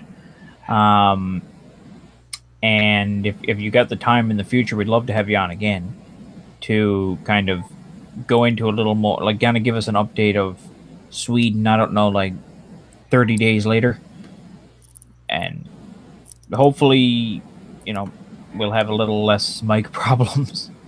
and I found the issue now, so if I have them again, I know how to fix it. Perfect. Because I think we got to move on a little bit because we've covered Sweden a bit. I think the only thing really left over is our talks about our lovely friend, that lovable Mexican scamp. Well, we have the op-ed from the New York Times. Yes. That's one thing that I really do want to talk about because for anyone who doesn't know, somebody claiming to be a senior official in the White House has essentially said that Trump is a dribbling idiot and wants to cause some unnamed amount of chaos, but the quote-unquote resistance are restraining him. Which is kind of weird because he can fire them. It's not like they can't just... I don't even know what's going on, and everyone seems to think that this is true. But I mean, you can't take a source like this at their word, because who defines what is a senior official? You're talking about the New York Op Ed? Yep. Yeah. Oh my god! I mean, it looks so. I mean, for one side, it looks so fake because I'm a senior officer. Every time during the election, there was a senior officer who said something about Trump. So look, one of my ideas is that it's probably a fan fiction some guy wrote, and then they pass it over as some real, and then they decided to publish it. I think it's fake. Well, just you see, I think there's something real in what they say there about because there's a really big gap between what Trump tweets and what the administration seems to be doing. Mm-hmm. So they've actually had this problem since Trump took office. This is not the first time people have leaked stuff from the Trump office, and they never found who leaked anything. It most likely the same people who a year ago leaked a lot of other things. But here's the funny. Oh, sorry. No, I'm finished. Oh no, I just wanted to say, like, the funny thing about all of this is that they don't seem to realize that if they get rid of Trump, they're going to get Mike Pence. Because like they seem to think this, like the Canadian system, where if the government or the leader steps down, there's an election. But in the American case, it's Mike Pence gets to take over. And as much as I'd love the Nikolai Tesla of American politics, or the memes about the emperor, unlimited power. I actually could see that happening with Mike Pence. Probably. I'm sure he goes around the White House in like footy pajama, like a full onesie pajama, and like rubbing his feet. and every time somebody isn't doing something Christian, he shocks them. Like all you hear it's like that Family Guy episode where Peter had the pajamas and he's going around shocking everyone. That's Skywalker. Yeah, that's true. I mean, Mike Pence is a real hardline conservative. He's a zealot. Trump is a wild card. But Mike Pence is a conservative, a real conservative. So they better look what they will get in the eventuality of Trump being impeached. Yeah, but I mean, here's the other thing also, and this is the concern that I have, that if there is somebody leaking information to the press, if there is an insider, as it were, this is actually a rather concerning problem. I mean, I'm actually, if I was the Trump's chief of staff and all that, I'd be very concerned, because it might start with this information, like start saying like I'm resisting, and then it might be, I'm going to start leaking much more important things. And also it's going to cause chaos amongst the staff, because everyone's going to be looking around and wondering, are you the leak? They can't leak what they're working on, because then Trump will know who it was. They have to leak things that are not related to themselves. So it's kind of a hard job to do, leak. Yeah, and they said, I was reading that there's a report on the Daily Wire was saying that there's a CNN report that they in the White House they have narrowed the search for the author of the op-ed to a few people, and maybe and in the next week everybody will know who was the author. Oh, really? Yeah. It's the Daily Wire and CNN, so take it with a pinch of salt. And one thing CNN knows about is salt. But no, I think they're going to have to leave this to Grand Inquisitor Pence, and he'll shock his way to the truth. Probably. Hey, look, the Washington Times on Twitter. Comedian Jim Carrey laments GOP attacks on socialism-friendly Democrats. We have to say yes to socialism. You No, know, he didn't say that. No. yeah. No. But actually, bitch, you're a comedian. What the fuck are you saying this? If it's not a joke. Jim Carrey hasn't been relevant in a decade. He's Canadian, right? I don't know. Don't remind me.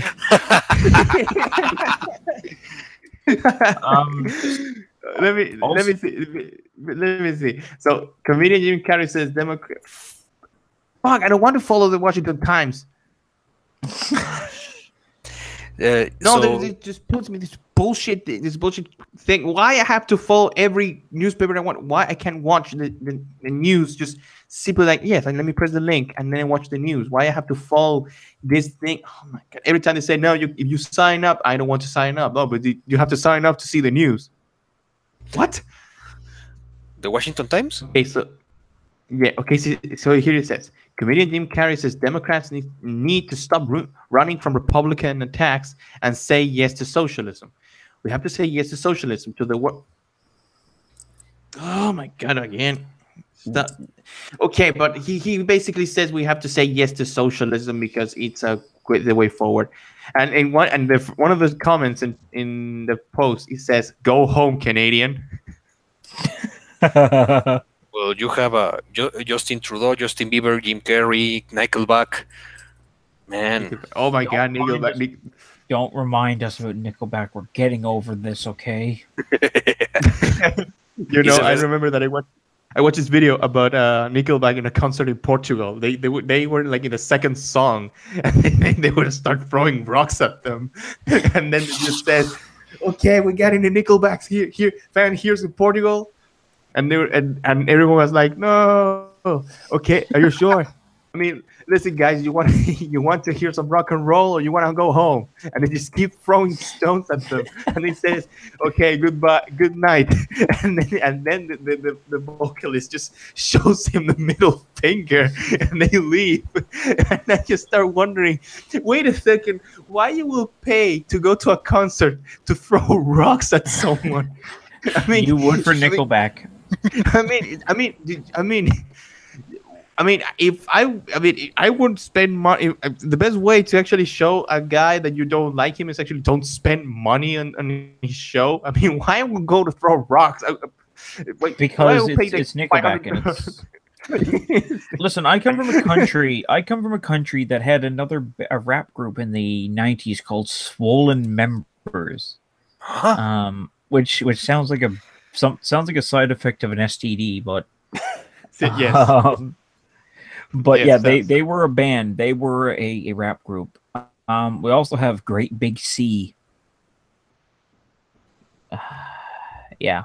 So we're not Swollen Members. Yeah, it sounds like an STD. A Canadian hip hop group from Vancouver, British Columbia, consisting mainly of Matt Callan Prevail. Oh shit. Yeah, they're like old senior citizens of rap now. They're like the LL Cool J of rap. They're not even Cypress Hill. So. and that was like the Vato rap of the old days, or the Chicano rap. Insane in the membrane. Insane in the brain. That was, and Swollen Members had something similar. But they had Swollen Members are going to reach the top. That was their line. And then somebody would say hot shit, and that was it. Now, guys, Colin Kaepernick. Speaking of hot shit. Oh yes, Colin Kaepernick. And he thinks, and I just want to love that Kaepernick thinks he's on this moral high horse. Like, I mean, everyone says, it's so brave that he's standing up to participate in this campaign, but he got like millions of dollars to do it. Yeah, and it's and supposedly during all the time that he was, protesting the anthem, Nike was bankrolling him. I believe that, according to the Daily Mail. Well, I mean, I mean, I think the three of I think the three. I don't know if Thomas knows about the Kaepernick thing, but I think the three would kind of agree that he was on. He had his right to say the things to say and do the thing he wanted to do. I mean, I don't have a problem with that, but I think that acting almost like he was like this revolutionary leader. I mean, that's kind of a stretch because, for example, and I still compare this to the Black Panther salute of the 1968 Olympics. I mean, that was a real political gesture made with a real idea. The thing that Kaepernick did, in my opinion, at least my humble opinion, it was just senseless in my opinion. I mean, yes. No. Tell me. I finished my point. I was just gonna say it's hilarious that Kaepernick, like people say, like, oh, Colin Kaepernick's standing against oppression. Colin Kaepernick's a bloody millionaire. He's filthy rich, and I don't think he's had a problem with it. Like, I mean, and even if he did, he's rich enough that if he hates America and he thinks America is such a bad place, he can afford to leave. And he speaks highly of Fidel Castro, so I'd love for him to remember that Simpsons episode way back in the day where Mr. Burns goes to Cuba to get the $1 trillion bill, and and everyone's like, "But then that's what it reminds me of." I think Colin Kaepernick would be Mr. Burns, because it's like, okay, everyone, we have to abandon communism. Oh, we gave it a good run, though. Don't worry. Hi, I have this $1 trillion bill. And next thing you know, it's Mr. Burns and Smithers rowing on the raft. I mean, the thing is, for me at least, I really didn't give a shit about what he said. I mean, the point is that I don't like this making him such a martyr for something. I mean, he didn't lose his career because of his protests. He lost it because of other things related to that. It was also because no team wanted to hire him. But it's not related. I mean, it's related to the protest, but apparently the Seattle Seahawks wanted to offer him a job as a backup quarterback, but he refused it because he said, "No, either you give me the starting position or bother." No, and the Seahawks just said, "Oh yes, fuck you. I'm not gonna give you shit." Sorry. I was saying he took this case to court to. He says the league colluded with the team owners to blackball him. Could be. No pun intended. No pun intended. Yeah, yes, exactly. But if the Seahawks come up with the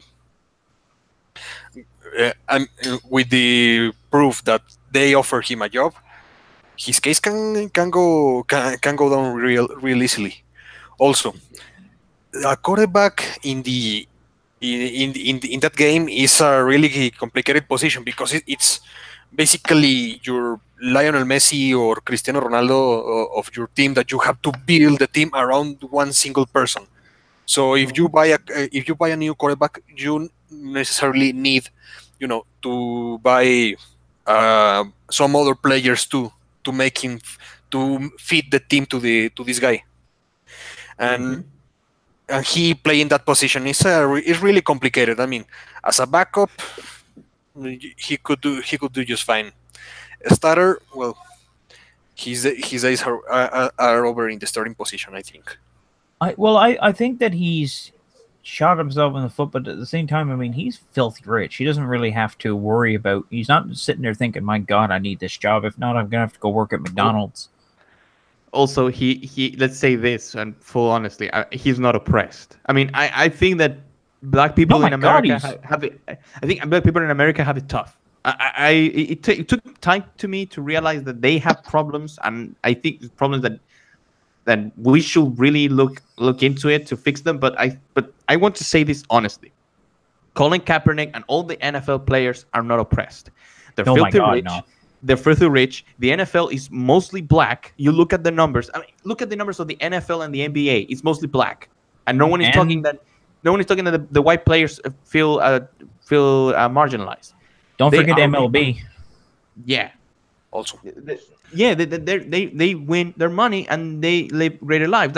Now, I don't say that discrimination against him based on race doesn't exist. I still believe that some jackass would still treat Colin Kaepernick as a, the N word, but he is not oppressed. He was an African American who was playing on an NFL team. He was gaining a shit ton of money. He decided to do a protest that, according to him, he felt it was righteous. I didn't have no objection to it because it was suit himself and because it's America, it's a free country, anyone can do what they want.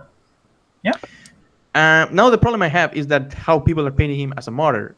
And honestly, the thing with the people burning Nike stuff just is bullshit. I mean, I think I saw a tweet by Stephen Molyneux saying that inviting people to burn Nike products. But my question is, okay, but they already got the money. They don't give a shit if you destroy the products. No, they really don't. And also the funny thing is, when you burn your product in protest, make sure you are not wearing the product. Because some people have, for some reason, set their feet on fire. Why? This is America. This is America. Don't get to slipping up. Yes. America. It's America, gentlemen. America. America. Fuck yeah. Yeah, it's Yeah, well, also, the background of Colin Kaepernick is not like you say, well, he was oppressing his childhood. Well, yes and no. His biological mother was white. His biological father was black. This guy left his mother. His mother put him for adoption. He was adopted by a white family. They gave him education, a roof, everything, put him through college where he was, and then he was drafted to the NFL. I mean, like saying, yes, it's a racist country. Yes, they have their thing. It's changing, but I don't know, maybe he just have to look to his home to see that there's a real change in there. That's very true. We're just gonna keep an eye on it because all I know is that Nike stock price has dropped because of this. And I don't think it has anything to do with the shoe burning thing. I mean, they're going down as Elon Musk is smoking a blunt. I actually don't understand how that caused two of his executives to resign because it's pot. I mean, I also don't get it. If he did a line of coke, I'd kind of understand. I'd be like, well, that's not a good idea. You can't have a coke fiend running your company. Not anymore. I mean, it's not Miami in the 80s. But the Wolf of Wall Street or Tijuana. But or I don't know what kind of crazy drug capital they have in Chile, like Santiago. Boogie Nights Santiago. Mm-hmm. But also my problem with all that stuff is that, okay, so they hate him because he's smoking a blunt on California where it's legal. I mean, the only thing I could see from the clip was that he is a very shitty smoker. Yeah, everybody's saying that. Well, I don't even smoke marijuana now. Even I was like, yeah, this guy. I mean, I've smoked it. I've tried it. Tried it sometimes with some friends, and they have taught me how to do it. Helicopters. Oh yes, and they say, and the thing is, I think I can smoke better than Elon Musk because look at all this smoke that comes out of it. It's just like I've got you guys beat because I used to use a hookah pipe, like the pipes. Nothing wacky in it though. It was just regular flavored tobacco, but I was the master. I like you've seen like the what are they called, those e-cigs and all the big smoke that comes palming out. That's like a small breath from me when I used to smoke my hookah. So trust me, as the guy who used to smoke Arab tobacco, Elon Musk can't smoke shit. Yeah, so I really believe that SpaceX won't be at the forefront of space smoking. Coming soon, Elon Musk goes into space to study the effects of getting high while in orbit. There's one other thing here, and I think we should touch up on it because I mean we're getting a bit over our regular time. Or soon, Eduardo, you had some lovely information about Lopez Obrador. Oh yeah. So. Oh yes. The second coming of Christ. The fourth transformation of the Republic. This guy, well, now this week Lopez Obrador has been busy. I mean, I just found something that he came up with hours ago. So, first off, there's this guy from Chiapas in the south, where the Zapatista guerrilla is currently, doing their the subcomandante Marcos fellow. Yeah, and all those guys in the south, hidden in the jungle, protesting the system and all. Well, the governor of that state, Manuel Velasco, he ran for senator. He won he won his spot for his seat.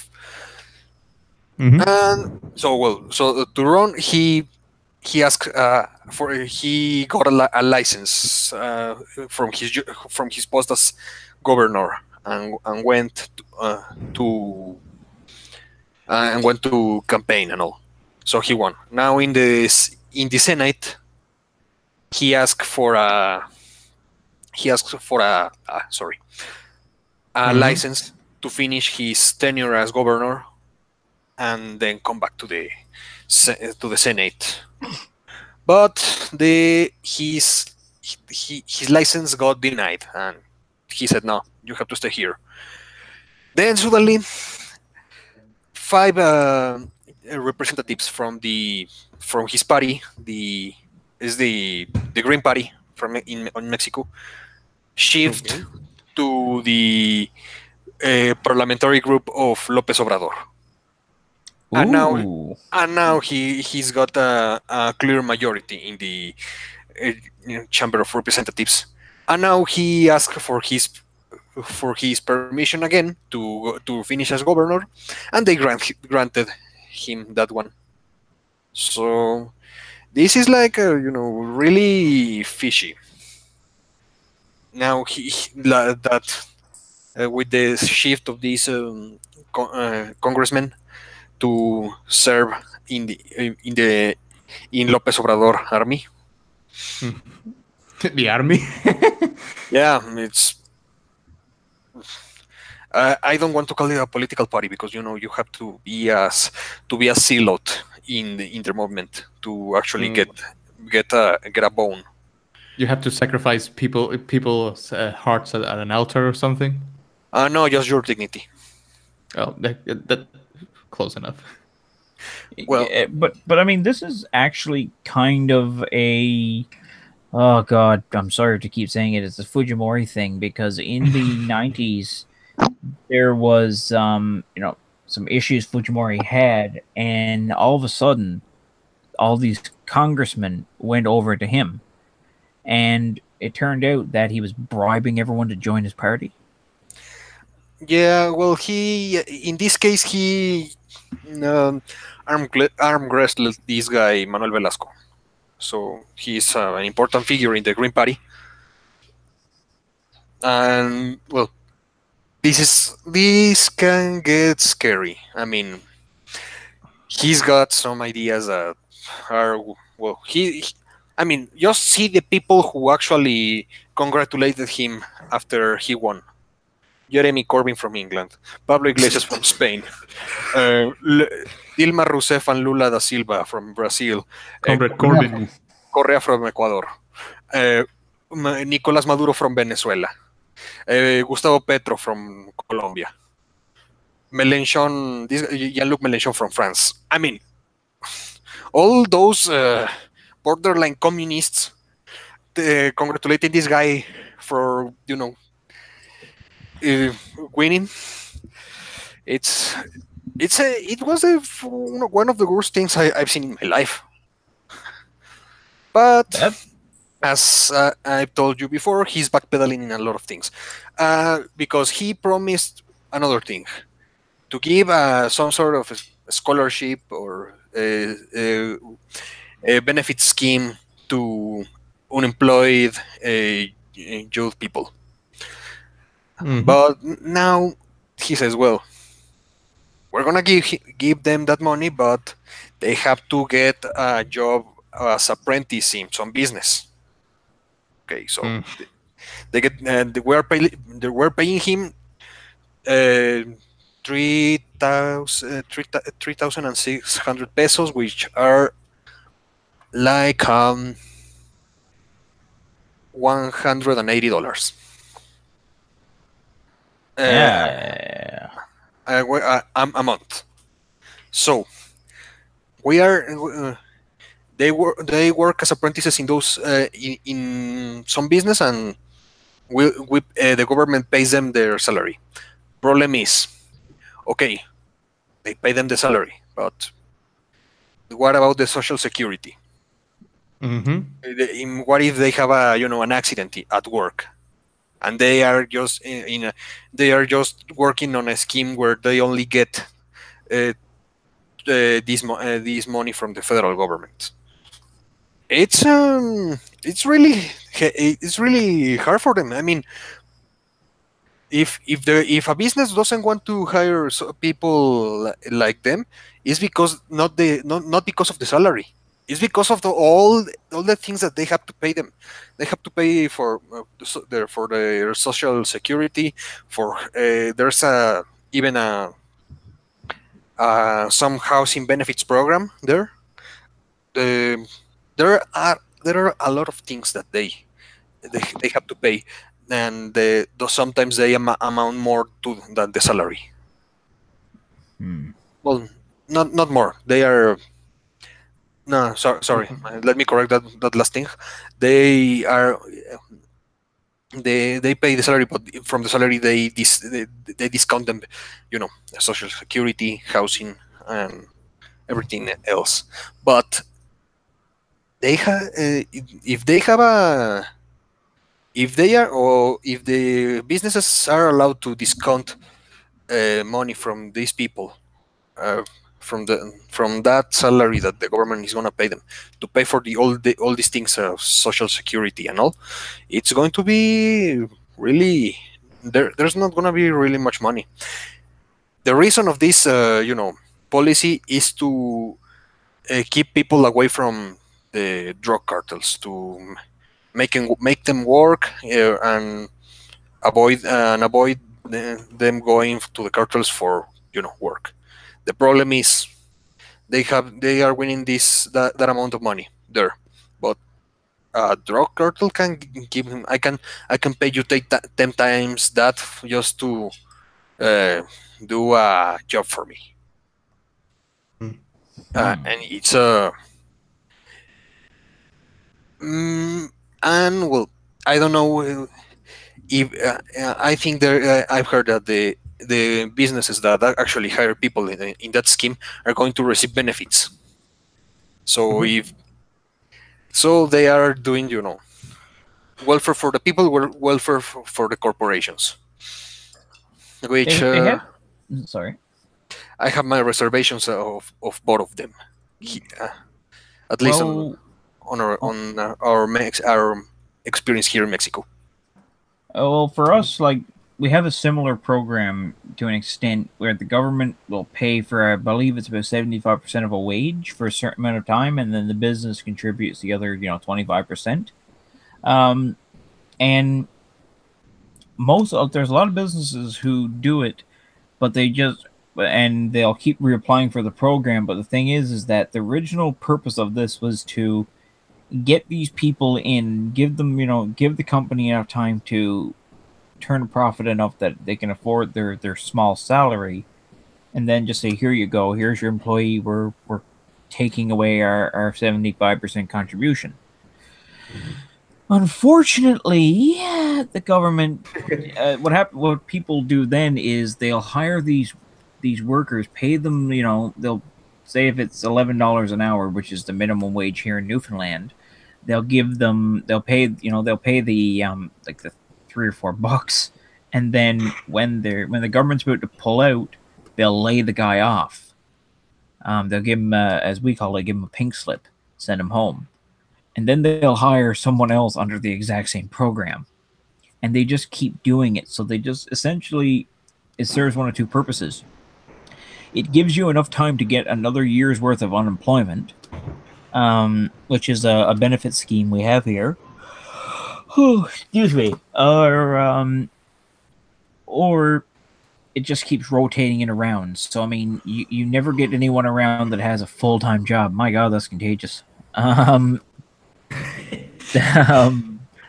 But you know what I mean? So it doesn't really get anyone into the workplace full time. It just it gets them in there temporarily, and then 3 weeks or 3 months or 6 months later, they're back to square one.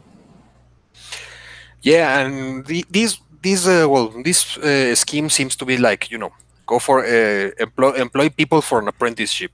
So what if they don't have the business doesn't have a position to hire people, and they just have this guy as an apprentice for 10 years, and because they can't pay them as a full-time employee? It's a similar thing. I mean, and if the government says, I can only pay this guy for 2 years, and then you have to hire him as a full-time employee, if maybe the business, for starters, say, nah, well, it's more expensive for me if you do it like that. Mm-hmm. But I mean, it seems kind of like a bit of a scam, to be honest. So we'll have to keep an eye on that and see what's going on there. Yeah.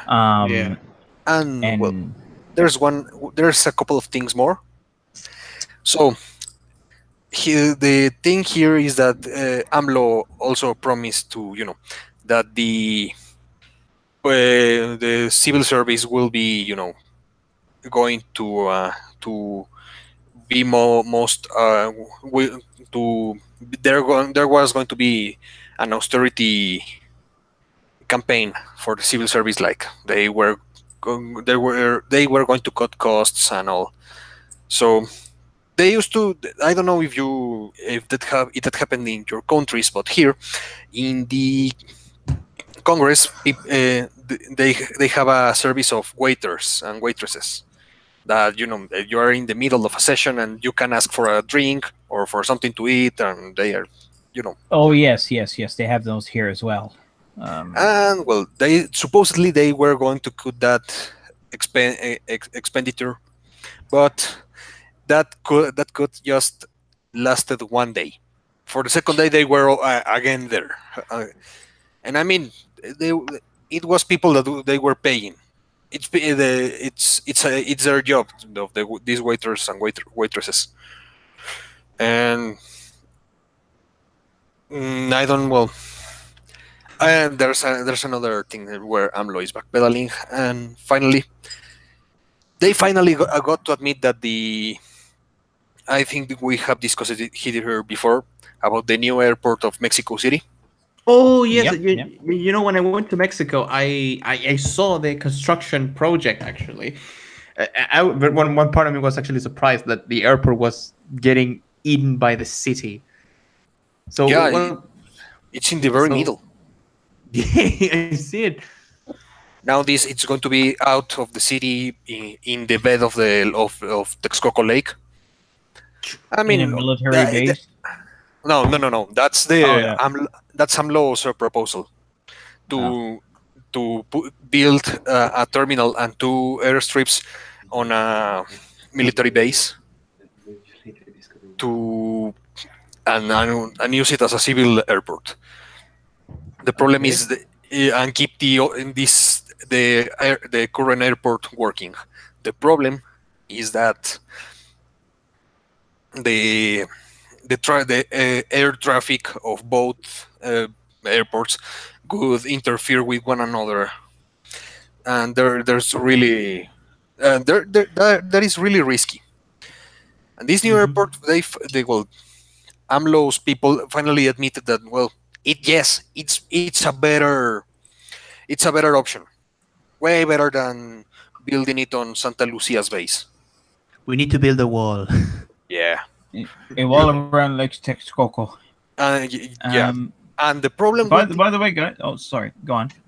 but with that said, the AMLO's people also said, well, but just think of the poor people. With 60 million of poor here in Mexico, how with what right we can think of building a new airport?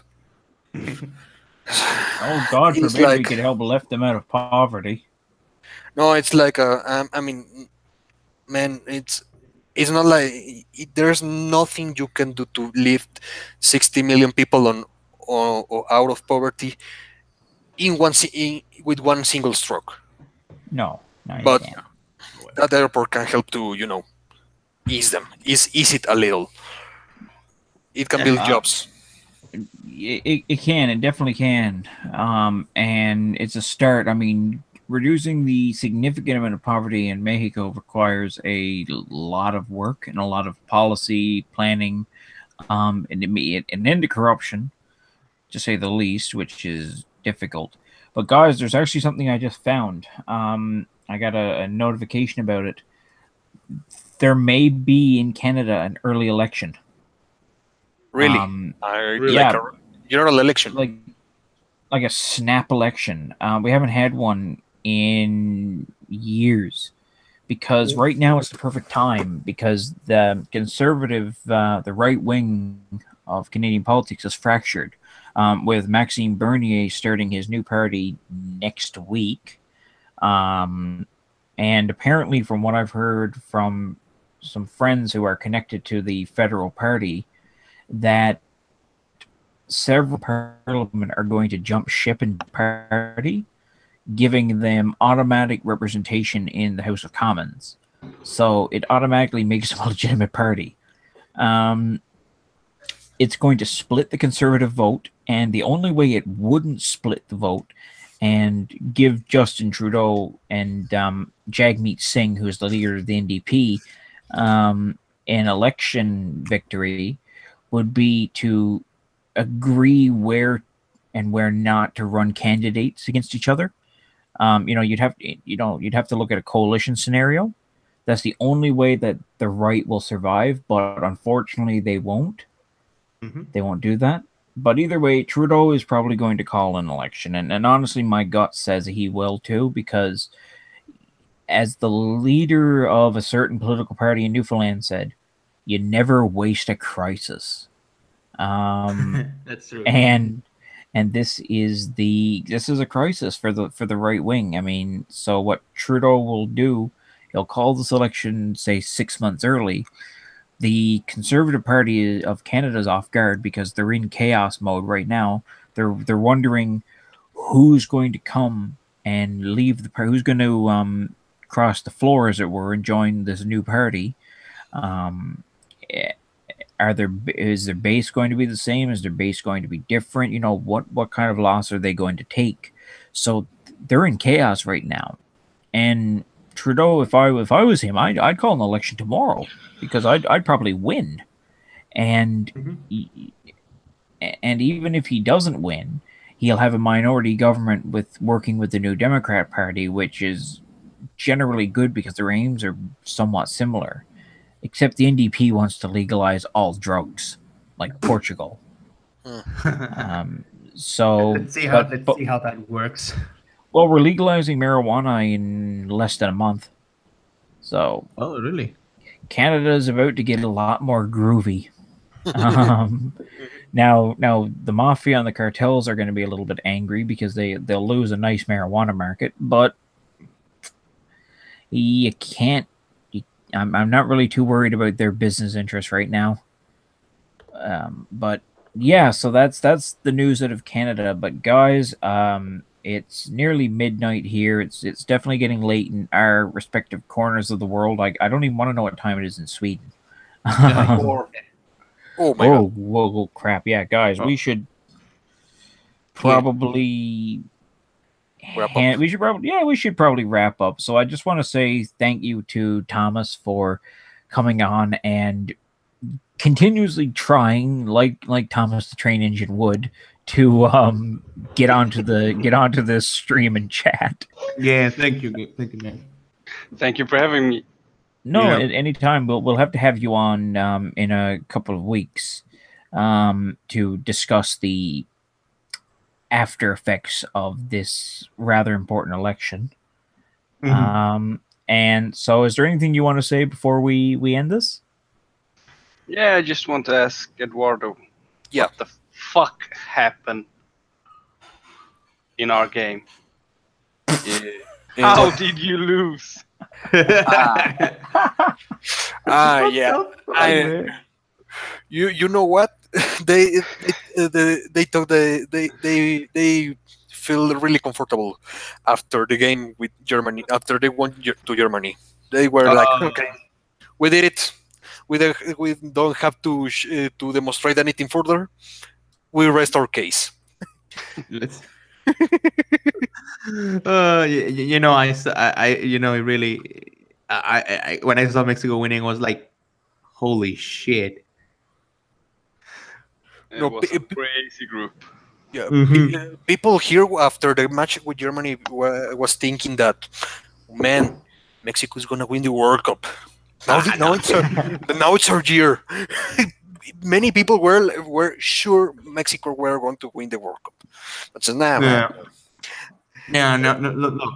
I mean, I thought Brazil was going to win the World Cup because they were not with Neymar.